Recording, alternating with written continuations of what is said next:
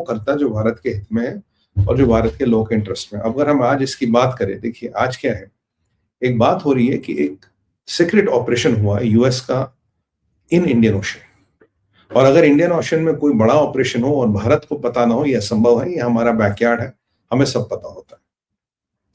एक खबर आती है कि भाई एक महीने पहले करीब करीब एक ऑपरेशन हुआ था इंडियन ओशन में।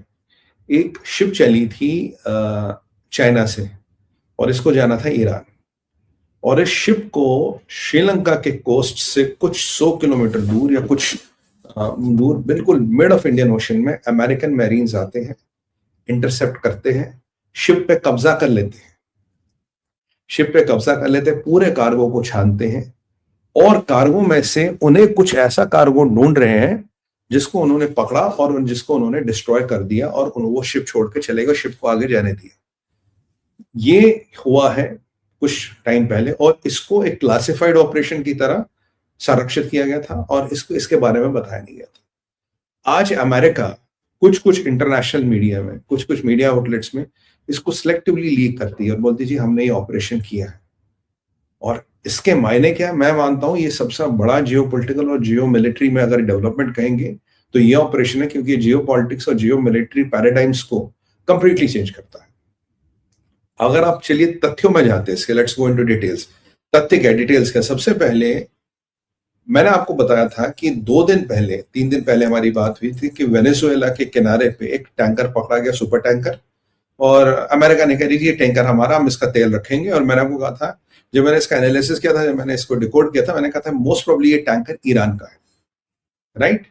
तो अमेरिका ने 48 घंटे पहले अपना एक माचोइज्म दिखाया कि अब अमेरिका जाके एक टैंकर पे उतरेगी, उस पर कब्जा करेगी, और जब वो हमने टैंकर कब्जा कर लिया और वो टैंकर हमने रख लिया, और ये जी चीज अब हमारी हो गई, मतलब। और मेरा जो अनुमान था, जो एनालिसिस था, ये टैंकर ईरान का है, क्योंकि इतने बड़े टैंकरों के बारे में क्या होता क्या नहीं होता उस पर हमारी बात हो गई थी।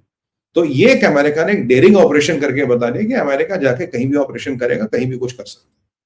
उसके 48 घंटे बाद ये इसकी डिटेल लीक होती है, यानी कि आपने इंडियन ओशन में आके एक ऑपरेशन किया। देखिए, इंडियन ओशन में जहां ये शिप थी, ये इंटरनेशनल वाटर्स है, टेक्निकली स्पीकिंग ये इलीगल है, आप इंटरसेप्ट नहीं कर सकते इंटरनेशनल वाटर्स पे, और अगर आपने ऑपरेशन किया, ये टेक्निकली इलीगल ऑपरेशन। पर अमेरिका क्या कहना चाहता है? अमेरिका ये आपको कहना चाहता है कि अब मैं सैंक्शंस केवल कागज पे नहीं लगाऊंगा, अब मेरी जो सैंक्शंस होंगी वो जमीन पे उतरेंगी, और मेरी सैंक्शंस मैं सैंक्शंस को इंप्लीमेंट करने की भी शक्ति रखता हूं, चाहे वो कैरेबियंस के पास हो या चाहे वो इंडियन ओशन के पास हो। मतलब कहा कैरेबियन, वेनेजुएला, और कहा इंडियन ओशन, एक यहाँ, कि कहीं भी हो मैं उन सैंक्शंस को इंप्लीमेंट करने की क्षमता रखता हूं। ये एक नया मिलिट्री डॉक्ट्रिन है, एक नई मिलिट्री वो है, जहां आप वॉर्स को तो इनफैक्ट काइंड ऑफ अवॉइड करते हो, पर छोटी छोटी कन्फ्रंट्रेशंस के माध्यम से काफी अपने अचीवमेंट्स को कंट्रोल करने का प्रयास करते हो। ये दूसरा ऑब्जेक्टिव। तीसरी बात है कि भाई जब ये ऑपरेशन हुआ तो शिप कहां से चली थी? शिप थी मालिक, शिप की कंपनी कौन सी थी, शिप का ओनर कौन था, तो क्लियर नहीं है, पर शिप चाइना से चली थी और जा रही थी ईरान। और चाइना से जब ईरान जा रही थी, इसमें मोस्टली ईरान की मिलिट्री का सामान था। जो मैं आपको शुरू से कह रहा था कि ईरान में जो भी सामान आता है वो मेड इन चाइना है, वो चाइना देता है। और मैं आपको तब तक कह रहा था जब तक दुनिया में चाइना नाम की चिड़िया है, दुनिया कभी शांति में नहीं बैठ सकती, दुनिया कैन नेवर बी पीसफुल। ये ईरान से जो सामान जाता था, चाइना जाता था, चाइना जा रहा था, और इसमें कन्वेंशनल मिलिट्री और कन्वेंशनल बॉम्ब मेकिंग या उसका सामान तो था ही था। और मेरा जो अनुमान है, जो मेरा एनालिसिस है, कुछ ड्यूअल यूज सामान भी था, क्योंकि काफी से ड्यूअल यूज सामान जो है चाइना से जाता है आपका, सॉरी ईरान से, चाइना से जाता है आपका ईरान, क्योंकि ये सामान जो होता है ड्यूअल यूज, ये आपको न्यूक्लियर चीजें बनाने में भी लगता है, बैलिस्टिक मिसाइल्स बनाने में भी काम आता है।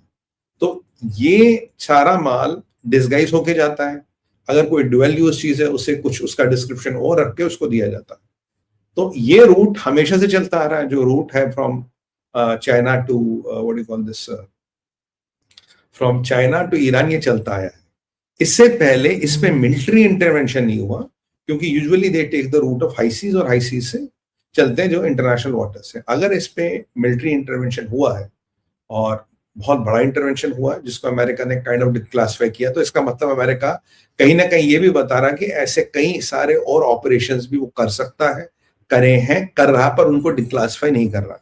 यानी कि अपनी मारक क्षमता और नई मिलिट्री पॉलिसी को अमेरिका दर्शा रहा है। अब समस्या क्या, समस्या ये है, अब आप जब नहीं आपने जब ये ऑपरेशन किया तो समझिए ये इंडिया का क्षेत्र है, भारत के क्षेत्र में किया आपने और भारत, ऐसा हो नहीं सकता कि भारत को ना पता हो आपने ऑपरेशन किया और भारत के नेवी के रीजन के बाहरी ऑपरेशन था। अभी आप मडागास्कर की बात करें, सेशल्स की बात करें, जो फर्स्ट रेस्पोंडेंट होता है किसी भी त्रासदी के लिए इंडियन ओशन में, भारत की नेवी होती है।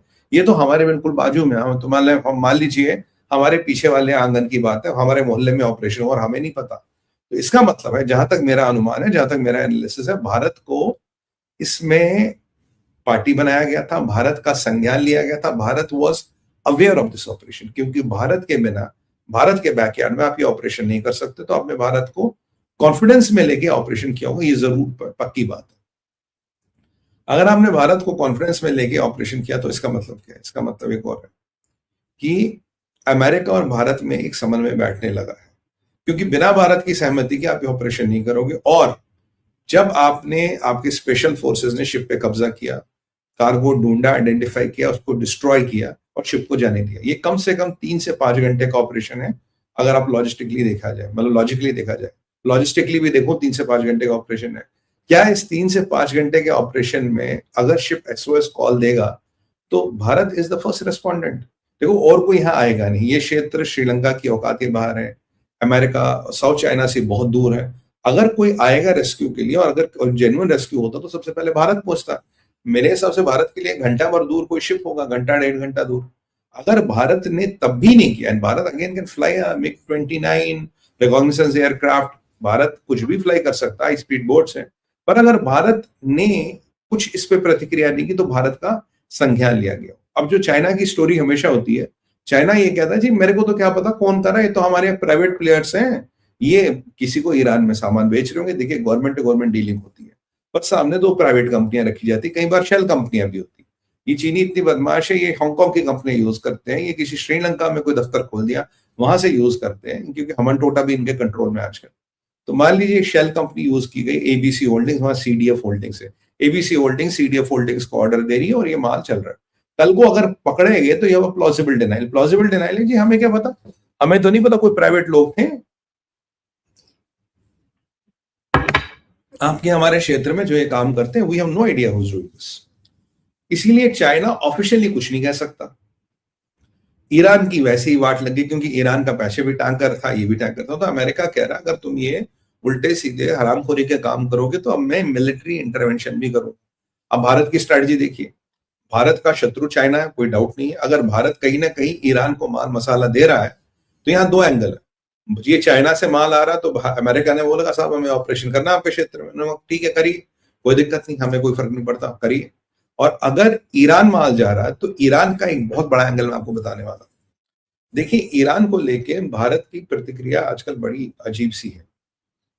इतने इवेंट हुए, मोदी जी पजेस्कियन से मिले, मोदी जी ने पजेस्कियन से, मोहम्मद पजेस्कियन से हाथ नहीं मिलाया।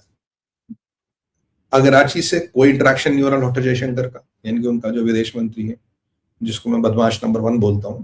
तो ये सारे अगर इंटरेक्शन नहीं हुए, पजेस्कियन का भारत का विजिट भी था, वो अचानक कैंसिल कर दिया गया कि नहीं जी हमें नहीं चाहिए। और मोदी जी का एक बार हाथ नहीं मिलाना, नमस्ते नहीं कहना, और एक बार फोटो फ्रेम में नहीं आना, जब तो दुनिया भर के लोग कहते हैं साहब फोटो लो फोटो लो, ऐसे कई सारे सम्मेलन है, कई सारे इवेंट है जहां वो मिले, बट मोदी जी ने दूरी बना के रखी। क्यों बना के रखी? मैं आपको कह रहा हूँ, दूरी बनाने का कारण ये है जो मैंने आपको कहा था, मेरे को 99.9% यकीन है जो पहलगाम में ऑपरेशन हुआ उसमें हमास हिजबुल्लाह का भी हाथ था।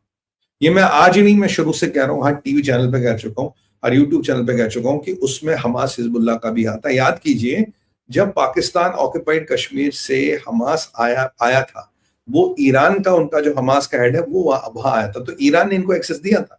और जब ये पीओके में मिले थे तो मैंने कहा था भाई कोई बड़ा कांड करेंगे ये, और 1-2 महीने हुए और बड़ा कांड हुआ। मैंने कई बार इस चीज को लेके अपनी एजेंसीज को सतर्क कराने की कोशिश की कि भाई ये कुछ बड़ा कांड प्लान कर रहे हैं, और हमास स्टाइल एग्जीक्यूशन यही होता है, हमास स्टाइल अटैक यही होता है।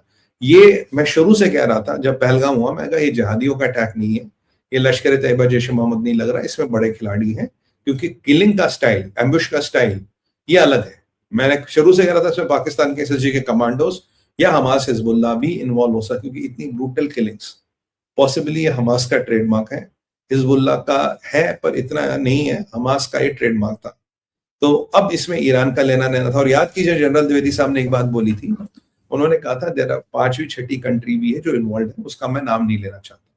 तब मेरा गेस था ईरान और कतर होंगे कंट्री जो इन्वॉल्व थे, जिनका ये नाम नहीं लेना चाहते। This is what looks to me, ये मेरा अनुमान था और ये अनुमान लगभग आप समझिए कहीं दिख रहा, क्योंकि मोदी जी का उसके बाद हम रवैया देख रहे हैं चुप। और ये कार्गो कहाँ जा रहा था?